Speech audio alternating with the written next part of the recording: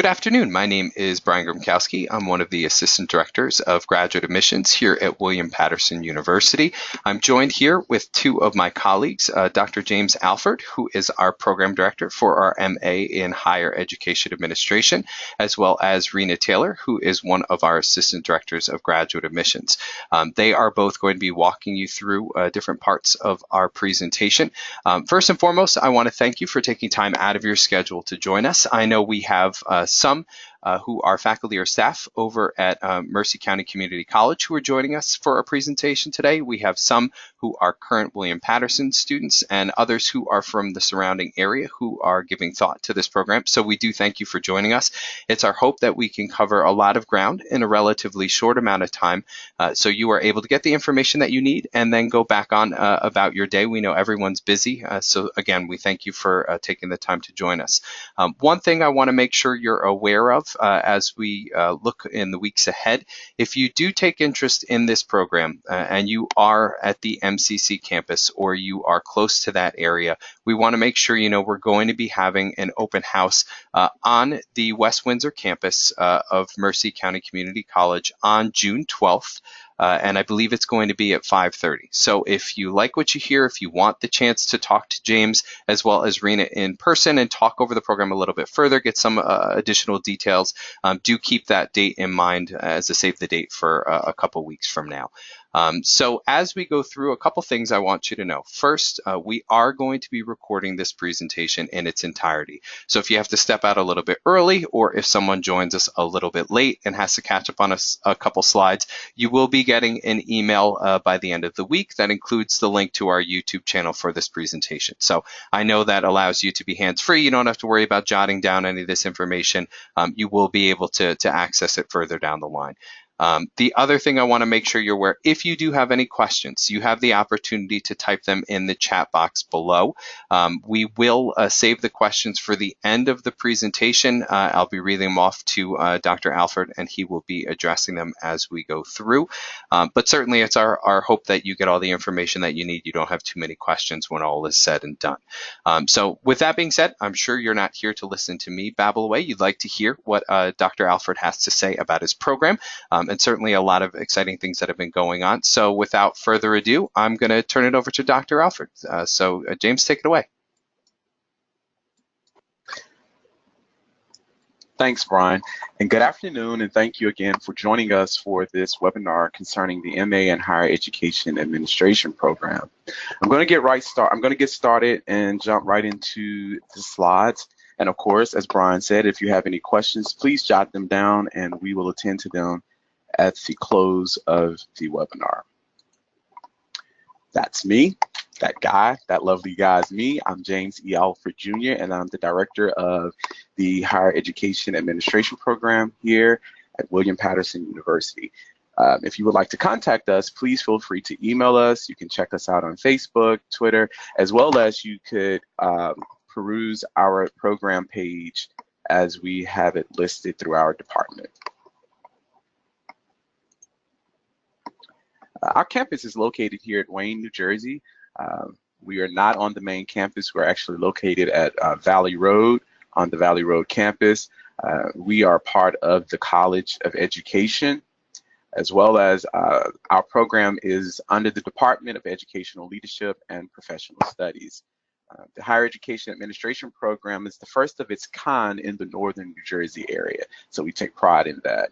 And as we talk about this a little bit more, I'll explain to you, we're now going into our fourth cohort of students. And that's our campus that is, as I said, that is located at 1600 Valley Road, Wayne, New Jersey. The Higher Education Administration program, we have one concentration. That concentration is on leadership studies. It's a 30-credit program, which would equate to 10 courses over the time span of 2 years. We also offer a program that is a little bit more accelerated, where you can actually finish it in a year, but no one has taken us up on that offer yet. So as of now, we are on the part-time track, which works better for most people who are currently employed, whether that be in the K through 12 or higher education system. So And we'll look at what that map of the program or the course, what we call the course structure, look like as we go further into this presentation. The Masters of Arts in Higher Education Administration, higher education at William Paterson University is an advanced and in-depth study of the history, structure, organization, and administration of colleges and universities in the United States. It is designed to enhance the professional and career development of current and future managers, leaders, and executives within institutions of higher education. We are also, this is what we're really excited about, we've also partnered with Mercer County Community College to provide the program to those who are employed there as well as those in the surrounding area. The William Paterson program combines an online and on-campus evening course offered right on the Mercer County campus using interactive communication technology. Interested candidates at Mercer and the surrounding areas should submit a paper application indicating the Mercer location as well as indicating that they are choosing the MA in Higher Education Administration program. And as we again continue this webinar, the Rena will talk to you more about how you can obtain that application as well as the admissions requirements. Employees at Mercer should speak directly with Tammy Stubbe, who's the Assistant Director of HR for tuition benefit information. One of the things, the benefits of being employed at Mercer would be that you will be offered some sort of tuition credits toward your education, continued education. So, and that's what we're really excited about, as well as students being able to take classes at Mercer and beam into our campus here at Wayne at the Valley Road. So, and this will be the first year that we are doing this. So please, if you have any further questions, jot them down and we can speak more about that. The MA in Higher Education Administration program faculty include Dean Candace Burns, who is the former Dean of the College of Education. Her expertise is leadership studies or leadership, accreditation, as well as educational research. We're also lucky to have with us Patrick Noonan, whose expertise is the community college, articulation and transfer agreements, higher education, history of education in the U.S. And Patrick is really instrumental to the program because he's also back and forth between Mercer. So many of you may have met him at some point, as well as he works here with us at the William Paterson campus. And we're also grateful to have senior level administrators who some of them also are associate directors, associate deans, and vice presidents that are here at William Paterson who are also teaching or have taken part in serving as instructors for the program. And that is really one of the things that sets us apart, because we're lucky to have, we've had the Associate Dean of Students, we've had the Director of Academic Success, and all of these individuals to come and teach and share their expertise with our students.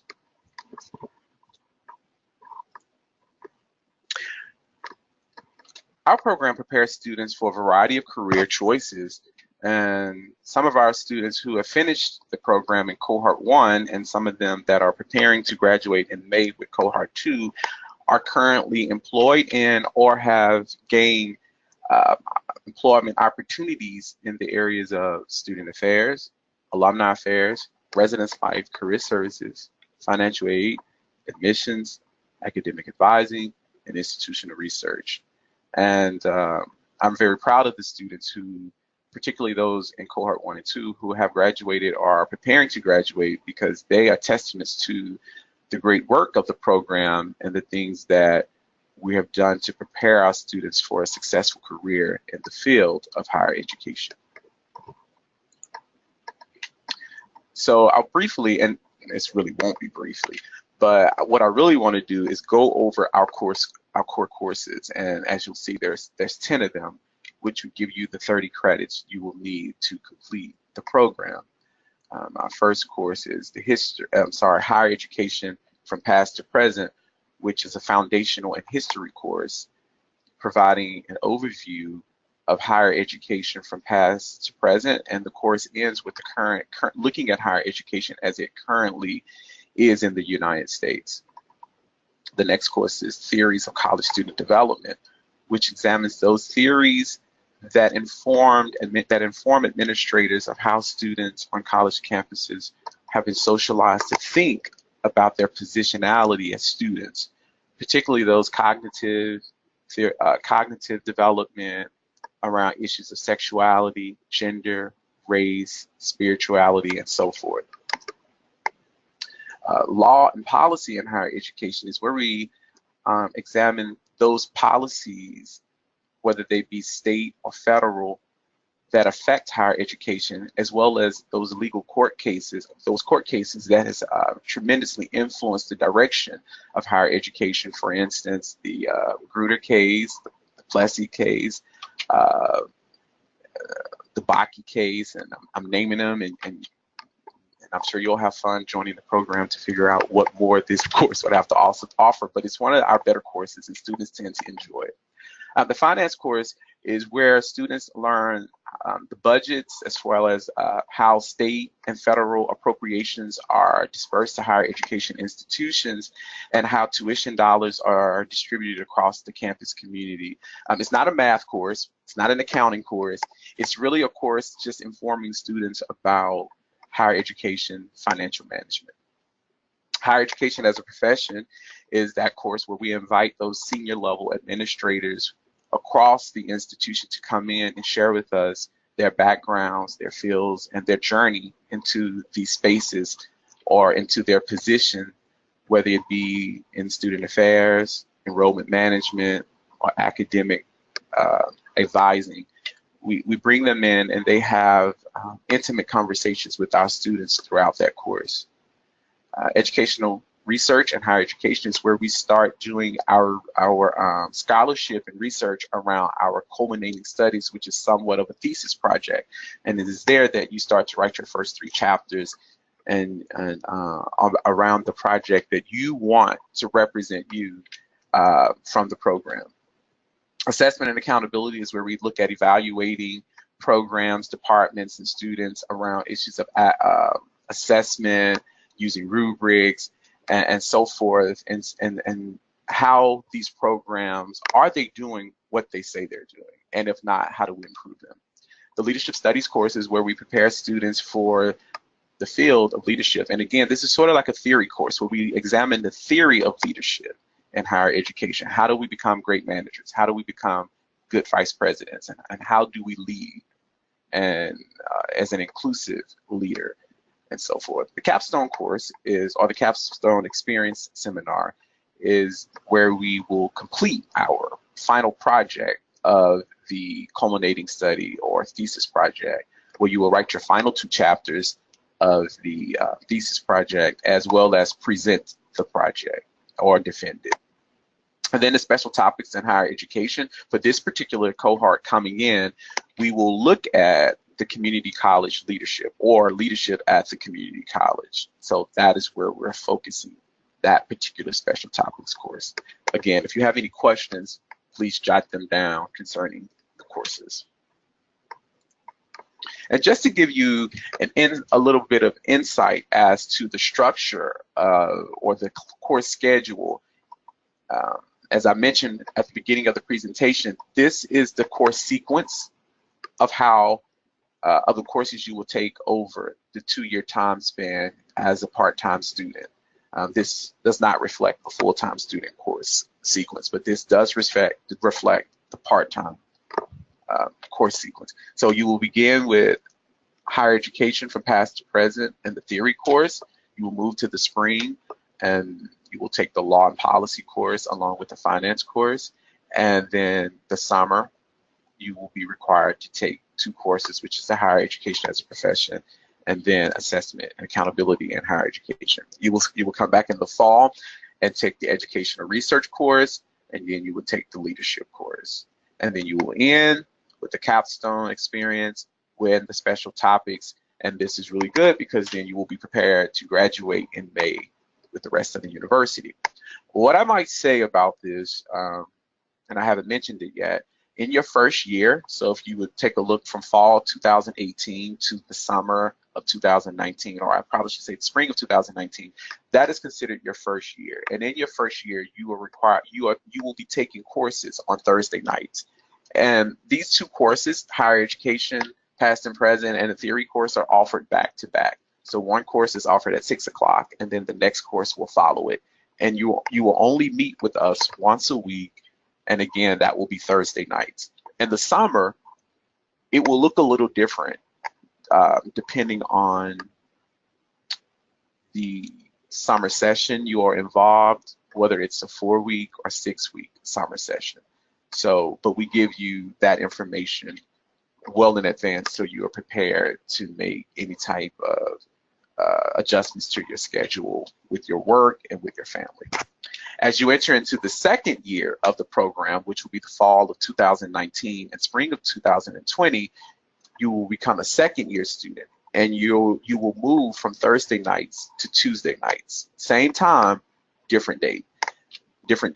So I just want to be clear about that again. First year, you're Thursday nights. Second year, you move to Tuesday nights. And so, again, any questions, please write them down. And finally, our program is structured around our major association in which we subscribe to, which is NASPA and ACPA, and these are our professional associations. And they have offered 10 professional competency areas in which we have structured the program to make sure that our students are not only prepared to be great leaders, administrators, and managers in higher education in New Jersey, but they can go anywhere across the country and be able to participate as educational leaders. So these areas are personal and ethical foundations, values, philosophy, and history, assessment, evaluation, and research, law, policy, and governance, organizational and human resources, leadership, social justice and inclusion, student learning and development, technology, and advising and supporting.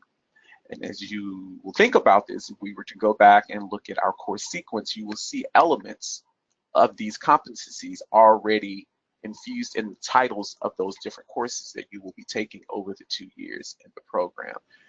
We take this very seriously because, again, these associations inform our work and the field that inform our work and our professional field of study. Please feel free to look up NASPA and ACPA and do some reading about those areas because they will greatly benefit your career in higher education. And with that, I will turn it over to Ms. Rena Taylor. Thank you, Dr. Alford. Again, my name is Rena Taylor, and now that you know a little bit about the program, I'm going to spend a few minutes talking about some of the admissions requirements. As you can see, some of the requirements are your transcripts. We'll need official transcripts from all higher education institutions attended. So your undergraduate official transcripts, and also if you hold a graduate degree, we'll need that as well. 2 letters of recommendation. You'll have to submit an essay and an interview. The personal interview will take place with either Dr. Alford or faculty from the MA in Higher Education program. Please note that because this is a master's in higher education administration, you do not need a teaching certification. So you don't have to be a certified teacher to apply for this program. So as I mentioned before, we're going to need official transcripts from all the higher ed institutions that you've attended. For the bachelor's degree, we're looking for an undergraduate GPA of a 3.0 on a 4.0 scale. And if you have a graduate degree, we're looking for a GPA of a 3.5 on a 4.0 scale.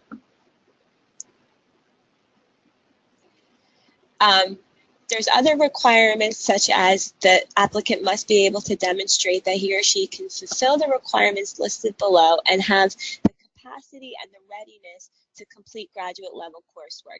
And so when we talk about the interview, that is one of the things that they're looking for, is to just kind of see your readiness for graduate school. Also, as mentioned with the GPA on the previous slide, if you do not meet the GPA, you can supplement this with other materials that support your academic and leadership potential for completion of this program. So the committee is going to look at your letters of recommendation as well as your essay and other pieces. And if you do not have the GPA, then I'm sure Dr. Alford and his faculty members will let you know what other pieces can fulfill that requirement. When you are sending these documents, and we'll get into that a little bit more in another slide, they're all going to come to the Office of Graduate Admissions and Enrollment Services, and we're located in Morrison Hall, room 102. So the 2 letters of recommendation, they should come from a professional source, someone that can attest to your academic abilities and your readiness to complete graduate work. The letters of recommendation also must come on official letterhead with signatures, original signatures, and contact information for your recommenders. So many times the recommender will send the letter of recommendation to the student and the student will email it to us. We can't accept it that way. It must come directly from the recommender on letterhead with official signatures. You will also have to submit the essay, which should be anywhere from 200 to 500 words, and answering the questions below, which are, why do you wish to be a part of the Higher Education Administration program at William Paterson University? And to also discuss your interest in the Higher Education Administration program and how you believe it will help you reach your long-term and short-term goals. And finally, the interview, again, you'll have a personal interview before accepted for matriculation to the program. The higher ed program is rolling admissions. That means as soon as you fill out the application and it is complete, it will go to the department for review and you will receive a decision, throughout that timeline. So for step 1, if you are applying to the William Paterson campus, you're going to go on Graduate Admissions website and you'll find the information to apply online. So you'll be able to apply directly online, and then you can upload your essay and pay the application fee. Once you're in the system, you'll be prompted with emails how to pay the application fee online. The remaining documents you'll have to send in to the Office of Graduate Admissions. If you are applying for the Mercer cohort, it's going to be a little bit different in the sense where you're going to do a paper application. Now, the paper application, I can either email you directly and you can fill it out and send it back via email, or we're also going to make it available on campus there at one of our liaisons so that you can pick it up from there and drop it off there also. And Dr. Alford can tell you a little bit more about that. But there's 2 ways that you can fill out the paper application. So it'd be via email, or you'd be able to pick it up directly on campus there.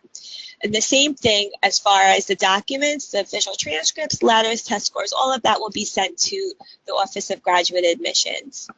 Once we have all of your materials, we send it over to the department, and then that's where the decision will take place, and you will receive notification, usually 3 to 5 days, maybe sometimes longer after that. And when you receive your notification, you'll get a welcome letter, you'll get information about registration, and of course, if you have any questions, you can certainly contact our office. And I know as grad students, we're looking for financial assistance, so please feel free to visit our financial aid department and to get more information. But just to give you a general idea, you can apply for a federal Stafford loan, and that will require the completion of the FAFSA. And we also offer graduate assistantship for students attending the William Paterson campus. As you can see, the deadline for that is April 1st, so it might not benefit students that are applying for this program for fall 2018, but if you're thinking about fall 2019, it might be something you want to look into. The graduate assistantship is an opportunity to have a waiver of tuition and exchange for working 20 hours on campus. in an office here. You must be enrolled as a full-time student, though, so that's 9 credits or more. And if you want to learn more about that, you can also visit the graduate webpage, and we have some more information there about that. And with that, I'm going to turn it back to Dr. Alford so that he can answer any questions that you may have.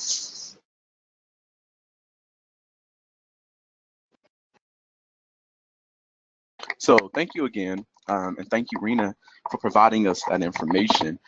Also, I just want to reiterate, I want to go back to the interview.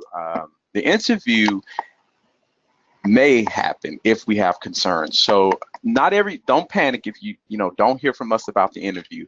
Most often what we move to with the interview process is if we have some sort of concerns, or if we want to bring you in to interview you around the graduate assistantship and so on and so forth. So don't worry if the interview sort of gets lost. It's not lost. So I just wanted to kind of go back and touch bases on that. But I'm opening the floor now, and I welcome any questions that you all may have concerning the webinar. Yeah, as we mentioned at the beginning of our webinar, if you do have any questions, you can simply type them in the chat box that appears there at the bottom of the GoToWebinar screen. We had one question go through that I'll be able to answer real quick. One person wanted to know if they would receive information, perhaps an invitation for the open house that's going to be taking place on June 12th on the Mercer County Community College campus. The answer is yes.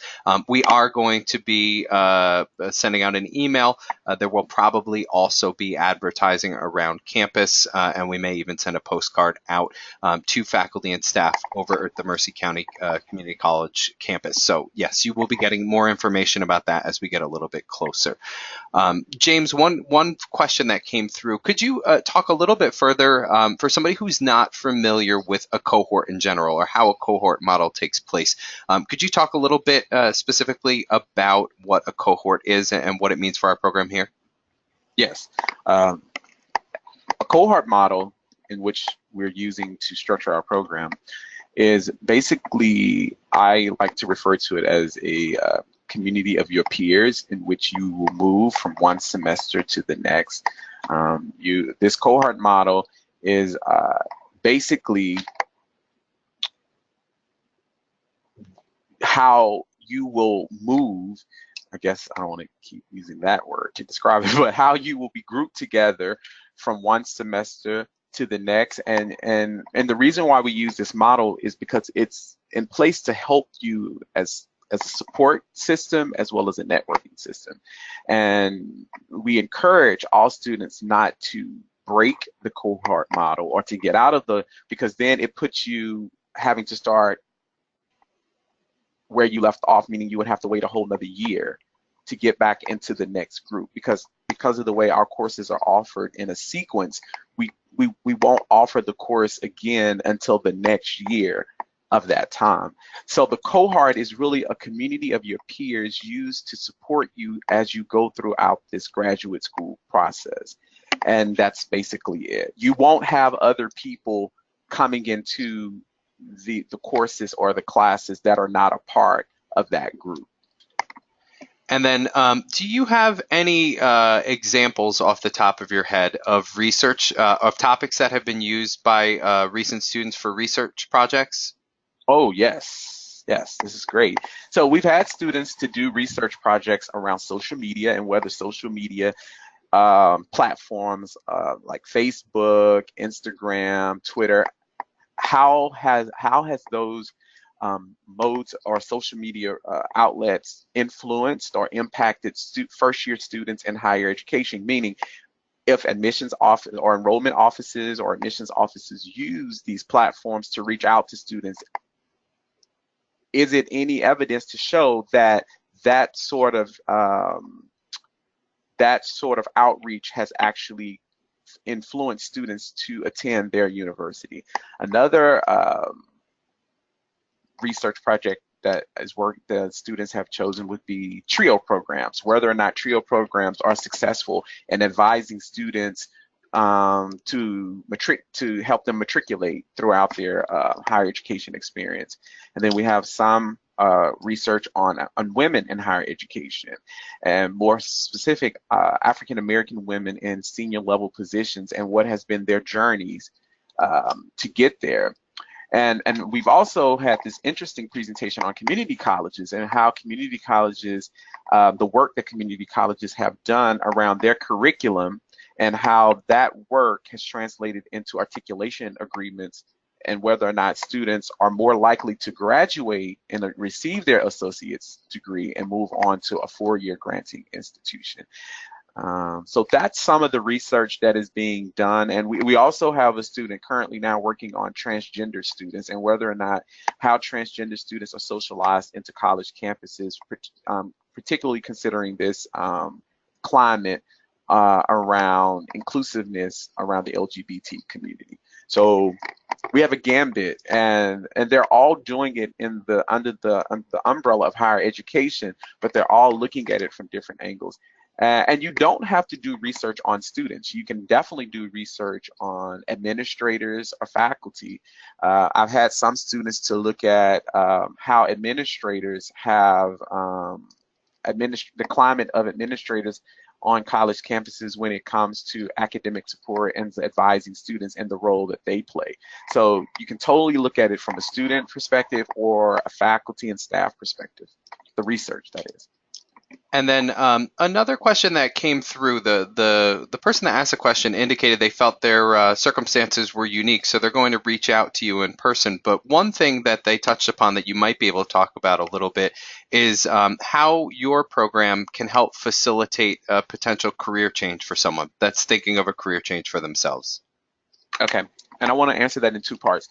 How this program, well, as Rena has already talked about, there's no certifications involved. We have students who, I don't know how I got these students, but I lucked up and got these great students who, two of them in two different cohorts are lawyers. They have law degrees, and they wanted to start all over. They actually didn't want to practice. They actually wanted to use their degree and to get this higher ed degree and blend it with what they were currently doing. So that was a career change for them. I have students who had previously worked in the K through 12 system as elementary and middle school teachers who really wanted to not leave the field of education, but go into the field of helping students obtain their education at the higher education level.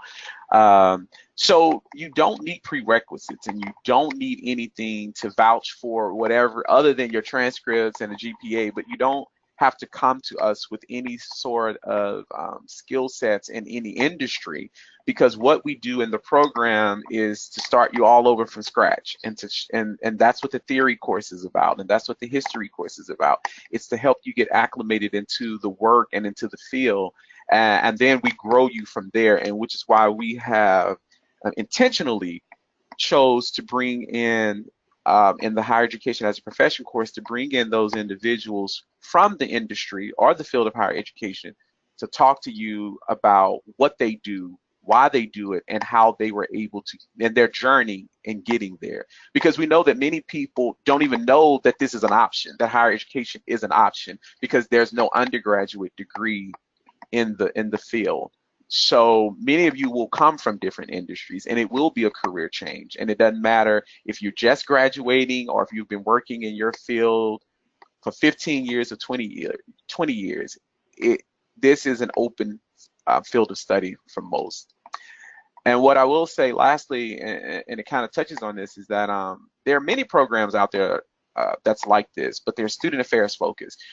You know, what we're excited about our program is that it's not student affairs focused. Our program is higher education focused, meaning we're preparing educational leaders to be able to work across any area, across the entire span of the college or university system. You're not just going to be prepared to be this great director of campus services or student affairs. You will be able to work in enrollment management or in academic affairs or in institutional advancement, and that means a lot. And I believe that's it for our questions. Dr. Alford, can't thank you enough for your time, for your presentation, for everyone who took the time out of their schedule to join us today for our webinar. We can't thank you enough for your time. I can't stress enough, if you are interested in this program, whether it's here on the William Paterson University campus or on Mercer County Community College's campus, I would encourage you to contact Dr. Alford at the contact information you see on your screen right now, or to reach out to Rena Taylor here in our graduate admissions office. Certainly, we're here to help. We would be very excited to see your application in the near future and walk you through this process. And again, as one final reminder, we are going to be having an open house coming up on June 12th on Mercer's campus. I believe it's 5:30 p.m. And you will be getting more information for that as we draw a bit closer to that date. But certainly remember to save the date for that. Otherwise, again, thank you all for your time.